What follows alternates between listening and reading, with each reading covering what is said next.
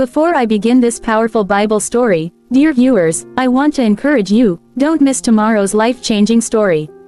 Please subscribe right now, so you will always receive the word that can transform your life and build your faith. Now, stay with me to the very end of this story, because what happens at the conclusion will shake your heart and inspire your spirit. The Bible tells us of a remarkable day when Jesus was passing through a crowded city. The streets were full of people, pressing, shouting, trying to get close to him. Jesus had already become well known in Israel. His miracles had shaken the land, lepers cleansed, the blind receiving sight, the lame walking, demons cast out with a single word. Everywhere he went, multitudes gathered. People traveled far and wide just to hear his voice, to see his face, or to touch him in hopes of receiving healing.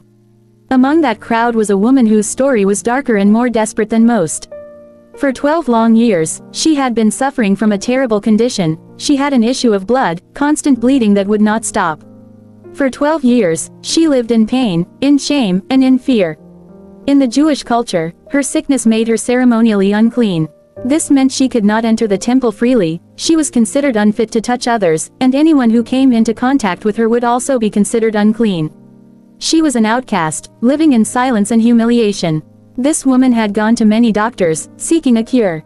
She had spent all she had, her money, her wealth, her possessions, hoping to find healing. But the more she sought help, the worse her condition became. Year after year, her hope was drained, and despair filled her heart. She was weak, her body wasting away, and her soul carried the heavy burden of rejection. But on this particular day, she heard the news: Jesus of Nazareth was passing through her town. She had heard the stories, the power in his voice, the miracles in his touch, and the love in his eyes. She believed in her heart, if only I may touch the hem of his garment, I shall be made whole. Now imagine the scene. The streets overflowing with people, bodies pressing against each other, the noise of voices shouting, some crying for healing, others shouting praises, and some mocking. Soldiers trying to keep order, disciples trying to guard Jesus, but the crowd was uncontrollable. In the middle of all this, the weak woman pushed her way through. She was trembling, not only from weakness but from fear. She knew that if people recognized her, an unclean woman, touching others in the crowd, she could be beaten, ridiculed, even driven away.